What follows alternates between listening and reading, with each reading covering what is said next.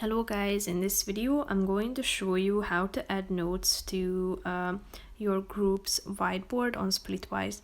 But first I just want to mention, don't forget to subscribe to my channel because at 100,000 subscribers I am going to show you my whole YouTube revenue statistics and growth strategy, how to make money online. Now let's jump into it. First of all, open the app on your phone, click on the groups button down below and tap on the group.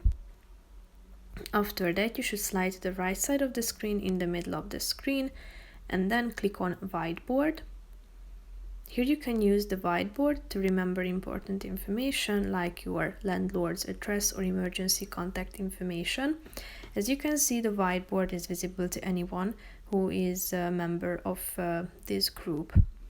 So type in the information, and when you are done, click on the save button in the upper right corner of the screen, and then you will be able to check it out in the whiteboard section all the time. So basically that's it for this video guys. See you in the next one. Bye bye.